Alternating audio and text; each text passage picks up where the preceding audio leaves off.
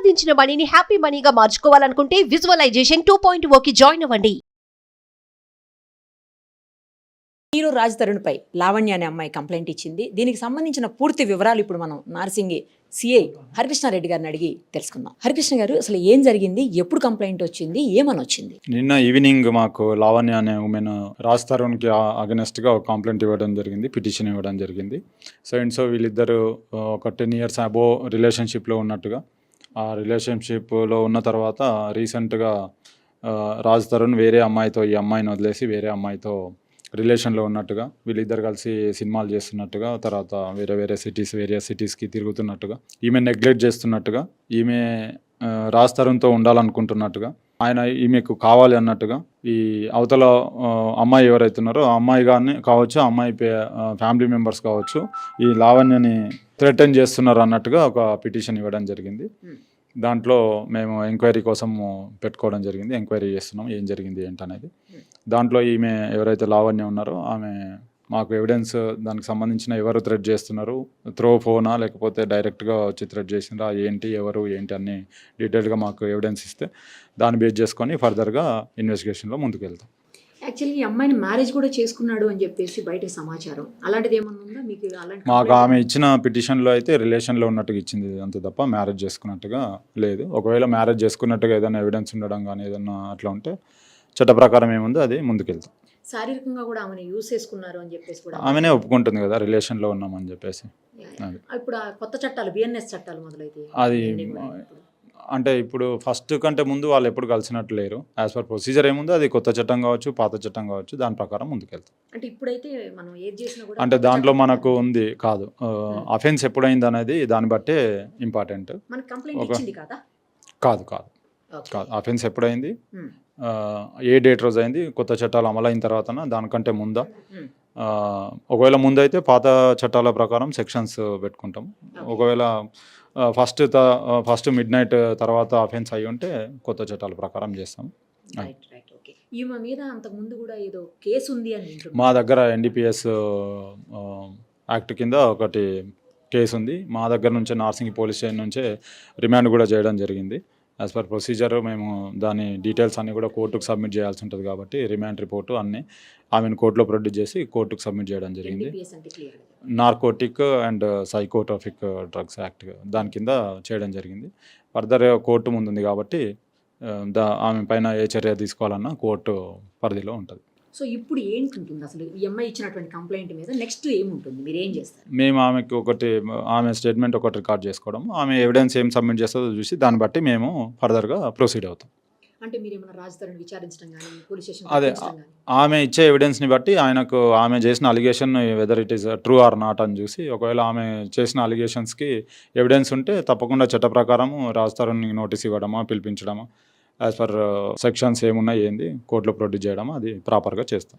ఇప్పుడు ఆమె చెప్పింది నిజమైతే ఏమేమి సెక్షన్స్ అప్లికబుల్ అవుతాయండి? 506 థ్రెటనింగ్, ఆమె రిలేషన్లో అంటుంది కాబట్టి రిలేషన్స్ ఉన్నదానికి యాజ్ పర్ పోలీస్ మేము ఏం చేయగలము ఏంది దాన్ని బట్టి చేస్తాం. ఇప్పుడు వరకు ఏమన్నా మీరు మాట్లాడారు రాజ్ తరుణ్తో? మాట్లాడలేదు. లేదు, ఎందుకంటే మాకు ఎవిడెన్స్ లేనిది నేను పర్సనల్ రైట్ని నేను డిస్టర్బ్ చేయడానికి లేదు కదా. ఓకే, ఇంకెవరైనా అమ్మాయి ఎవిడెన్స్గా ఇందులో ఏమైనా చూపిస్తోందా? లేదండి. అంటే వీళ్ళకి తెలుసు వాళ్ళకి ఆమె లేదు ఆమె అంటే పోలీస్ స్టేషన్లో ఒక పిటిషన్ ఇవ్వడం తప్ప మిగతా అంతా మీ మీడియా వాళ్ళ ముందే చెప్తుంది తప్ప మా దగ్గరికి అయితే మళ్ళీ రాలేదు. మాకు ఎలాంటి ఎవిడెన్స్ ఇవ్వలేదు. ఇవ్వలేదు.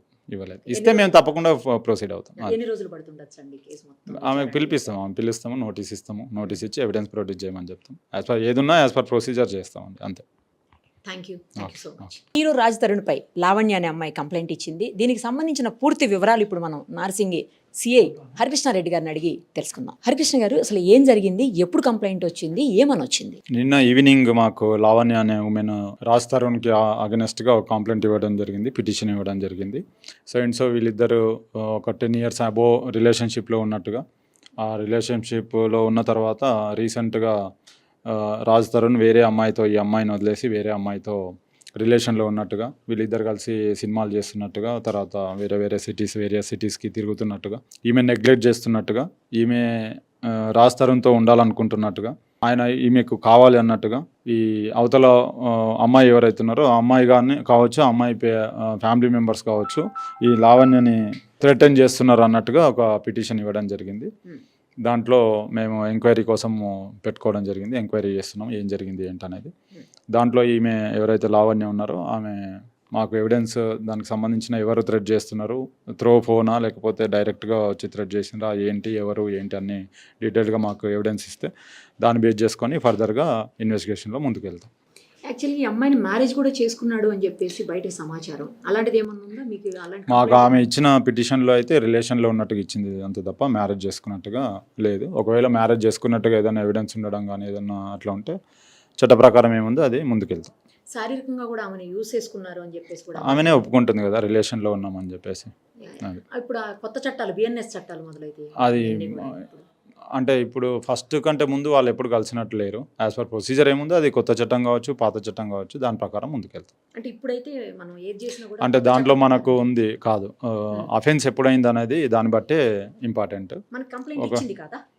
కాదు కాదు కాదు అఫెన్స్ ఎప్పుడైంది, ఏ డేట్ రోజు అయింది, కొత్త చట్టాలు అమలైన తర్వాత దానికంటే ముందా, ఒకవేళ ముందైతే పాత చట్టాల ప్రకారం సెక్షన్స్ పెట్టుకుంటాం. ఒకవేళ ఫస్ట్ మిడ్ నైట్ తర్వాత అఫెన్స్ అయ్యి ఉంటే కొత్త చట్టాల ప్రకారం చేస్తాం. ఈమె మీద అంతకు ముందు కూడా ఏదో కేసు ఉంది అని వింటున్నాను. మా దగ్గర ఎన్డీపీఎస్ యాక్ట్ కింద ఒకటి కేసు ఉంది. మా దగ్గర నుంచే నార్సింగ్ పోలీస్ స్టేషన్ నుంచే రిమాండ్ కూడా చేయడం జరిగింది. యాజ్ పర్ ప్రొసీజర్ మేము దాని డీటెయిల్స్ అన్నీ కూడా కోర్టుకు సబ్మిట్ చేయాల్సి ఉంటుంది కాబట్టి రిమాండ్ రిపోర్టు అన్నీ ఆమెను కోర్టులో ప్రొడ్యూస్ చేసి కోర్టుకు సబ్మిట్ చేయడం జరిగింది. Narcotic and psychotropic drugs act దాని కింద చేయడం జరిగింది. ఫర్దర్ కోర్టు ముందుంది కాబట్టి ఆమె పైన ఏ చర్య తీసుకోవాలన్నా కోర్టు పరిధిలో ఉంటుంది. సో ఇప్పుడు ఏంటుంటుంది అసలు ఈ అమ్మాయి ఇచ్చినటువంటి కంప్లైంట్ మీద నెక్స్ట్ ఏముంటుంది, మీరు ఏం చేస్తారు? మేము ఆమె స్టేట్మెంట్ ఒకటి రికార్డ్ చేసుకోవడం, ఆమె ఎవిడెన్స్ ఏం సబ్మిట్ చేస్తుందో చూసి దాన్ని బట్టి మేము ఫర్దర్గా ప్రొసీడ్ అవుతాం. అంటే మీరు ఏమైనా రాజధానిని విచారించడం కానీ పోలీస్ స్టేషన్ అదే ఆమె ఇచ్చే ఎవిడెన్స్ని బట్టి ఆమె చేసిన allegation whether it is true or not అని చూసి ఒకవేళ ఆమె చేసిన అలిగేషన్స్కి ఎవిడెన్స్ ఉంటే తప్పకుండా చట్ట ప్రకారము రాజధానికి నోటీస్ ఇవ్వడమా, పిలిపించడమా, యాజ్ పర్ సెక్షన్స్ ఏమున్నాయి ఏంది కోర్టులో ప్రొడ్యూస్ చేయడమా అది ప్రాపర్గా చేస్తాం. ఇప్పుడు ఆమె చెప్పింది నిజమైతే ఏమేమి సెక్షన్స్ అప్లికబుల్ అవుతాయండి? 506 థ్రెటనింగ్, ఆమె రిలేషన్లో అంటుంది కాబట్టి రిలేషన్స్ ఉన్నదానికి యాజ్ పర్ పోలీస్ మేము ఏం చేయగలము ఏంది దాన్ని బట్టి చేస్తాం. ఇప్పుడు వరకు ఏమన్నా మీరు మాట్లాడారు రాజధానితో? మాట్లాడలేదు. లేదు ఎందుకంటే మాకు ఎవిడెన్స్ లేనిది నేను ఎవరి పర్సనల్ రైట్ని నేను డిస్టర్బ్ చేయడానికి లేదు కదా. ఎస్. ఓకే. ఇంకెవరైనా అమ్మాయి ఎవిడెన్స్గా ఇందులో ఏమైనా చూపిస్తోందా? లేదండి. అంటే వీళ్ళకి తెలుసు వాళ్ళకి ఆమె లేదు ఆమె అంటే పోలీస్ స్టేషన్లో ఒక పిటిషన్ ఇవ్వడం తప్ప మిగతా అంతా మీ మీడియా వాళ్ళ ముందే చెప్తుంది తప్ప మా దగ్గరికి అయితే మళ్ళీ రాలేదు. మాకు ఎలాంటి ఎవిడెన్స్ ఇవ్వలేదు. ఎవిడెన్స్ కూడా ఏమి ఇవ్వలేదు. ఇస్తే మేము తప్పకుండా ప్రొసీడ్ అవుతాం. ఎన్ని రోజులు పడుతుండొచ్చు అండి కేసు మొత్తం? ఆమెకు పిలుస్తాము, నోటీస్ ఇస్తాము, నోటీస్ ఇచ్చి ఎవిడెన్స్ ప్రొడ్యూస్ చేయమని చెప్తాం. యాజ్ పర్ ఏదున్నా యాజ్ పర్ ప్రొసీజర్ చేస్తామండి అంతే. Thank you so much.